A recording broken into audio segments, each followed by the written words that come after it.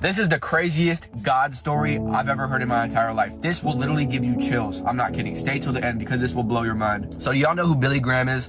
If you don't, he was a very popular preacher in the 1950s. He was doing these events where he had tens of thousands of people who would come and listen to him preach the gospel. And a lot of people loved him, but there were some people that didn't like him so much. People hated him because he was preaching the truth. And on March 15th, 1959, Billy Graham was preaching in Australia, and he had 143,000 people in attendance listening to him preach. But in that crowd of 143,000, there was 10 people that weren't there to just listen. They were there to do some harm. They were there to unalive Billy Graham because they really didn't like him. And so they made a plan. They planned it very carefully. Each of them had a weapon on them that they planned to unalive him with. And so they decided to wait until the altar call, where Billy Graham would bring everybody up to the front who were getting saved. And this is when people would rush towards the front, and they thought that this would be the best time because it's when the security is probably the weakest. And one of the people who were a part of this, who were gonna unalive Billy Graham, was a 17-year-old named George Palmer. And George actually went through some crazy stuff earlier in his life. 10 years before this, George saw his father die from a heart attack.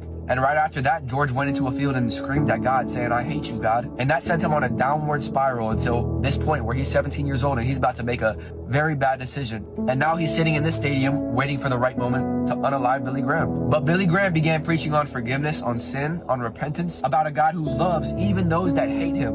And then something crazy happened. As George was sitting there, he heard a voice that said, "George, what are you doing?" And George turned around and he didn't see anyone. But he knew that was God speaking to him. And as Billy Graham kept preaching, George starts crying. And by the time the altar call came, George pulled out his weapon, he put it on the ground, and he went up to get saved at the altar. And the other guys he came with also followed along and went up to the front of the altar and got saved. And George would later on say this: God took a person who hated him with every part of his being, and he loved him.